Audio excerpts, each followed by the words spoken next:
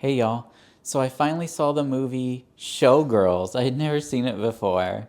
It was the 30th anniversary sort of re-release. I saw it at the Alamo Drafthouse with my free Alamo season pass ticket. And I'd always wanted to see this movie ever since the movie Scream came out. And the the the the the mask from Scream, Ghostface. He calls and talks to Jamie Kennedy and says, "What's your favorite scary movie?" And and says, "What's your favorite scary movie?" And Jamie Kennedy says, "Showgirls, absolutely terrifying." What's your favorite scary movie? Showgirls. Absolutely frightening. So, since I like horror movies, I've always felt that that's one movie, Showgirls, that I've needed to see, and it was pretty atrocious. So I saw it, and it's true. It is one of the scariest movies that I've ever seen as well.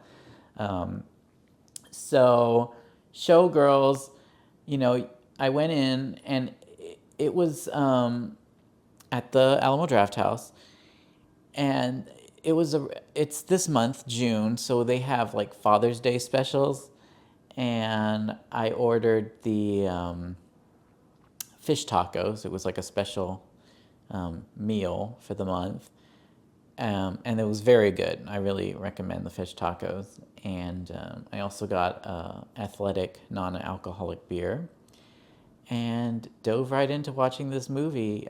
It was a special. It was put under their queer theory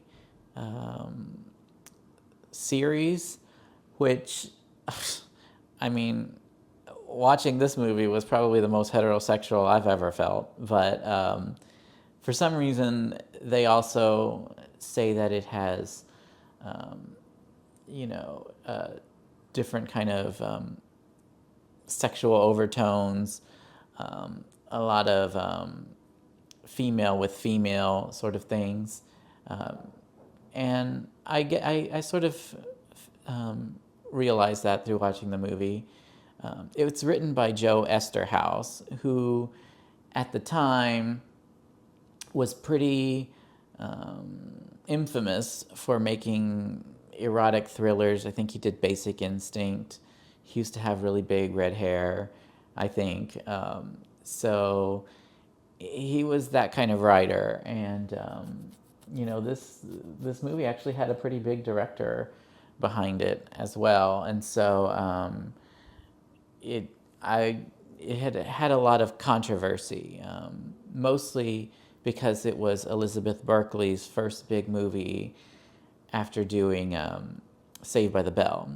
Now, her acting in this movie is, I'm not really sure if it's her fault or the writer's fault or the director's fault.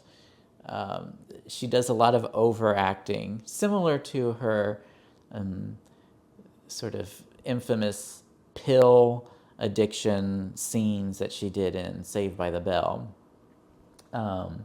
So it was kind of out there, but so was the whole movie. The whole movie plays like an overly melodramatic telenovela on Telemundo or something, but in Vegas. So of course I had to see it. The movie has a lot of Vegas overtones, and during the pre-show before the movie, Alamo Drafthouse, showed a lot of scenes about Vegas and stories like that. So, this movie was right up my alley. Melodrama and Vegas and just and horror and all the fun things that I like. So this movie, I mean, the audience really got into it. The audience was completely packed, by the way. Well, there weren't that many showings of it, and usually when it's only a very limited release, there'll be a big audience for it.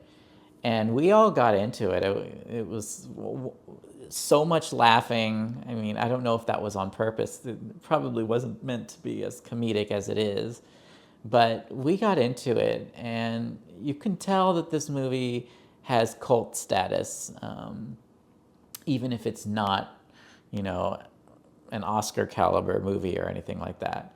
So I had a lot of fun at Showgirls, and if you've never seen it and you want to see something truly horrific, I recommend it. It's been 30 years since it came out, so what are you waiting for?